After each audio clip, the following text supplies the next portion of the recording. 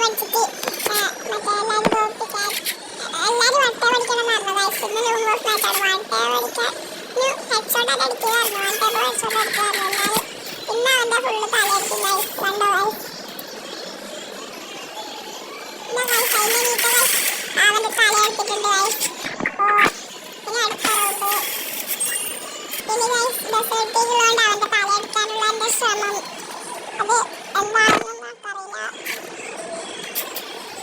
Guys. അപ്പോൾ ഓനെ അടിച്ച്, പക്ഷെ ഓൻ എന്നെ അടിച്ച്. വരുന്നുണ്ടോ ഗൈസ്, ഓനെ കുത്തിയെടുത്തെറിയുന്നു ഗൈസ്. ഗൈസ് അപ്പോൾ ഭയങ്കര അടിയാണ് ഗൈസ്. എൻ്റെ ഗ്ലൂവാൾ പൊട്ടി ഗൈസ്. അപ്പോൾ ഗൈസ് അവനൊക്കെ അവൻ്റെ കാലം അങ്ങോട്ടങ്ങ് എടുത്തിട്ടുണ്ട് ഗൈസ്.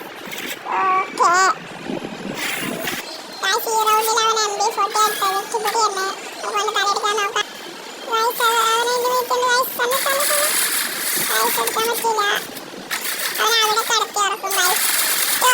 അവനെ ഇതിലും ഹെഡ്ഷോട്ട് അടിച്ച് അവൻ അവിടെ കിടത്തി ഇറക്കിയിട്ടുണ്ട്. കിടക്കുന്ന ഇടപ്പോക്ക് ഈ റൗണ്ട് അവനെ കിടത്തണം ഗൈസ്.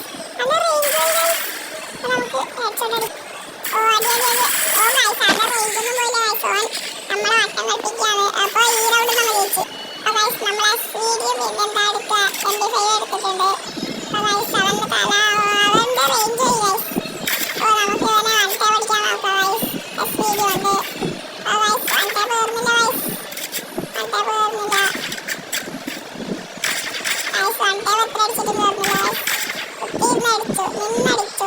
ഓ ഗൈസ് അങ്ങനെ അവനെ നീക്കി പിടിച്ച് വന്നിട്ടുണ്ട്. ഒരു വഴി മാത്രം നീക്കി പിടിച്ച് വന്നു ഗൈസ്.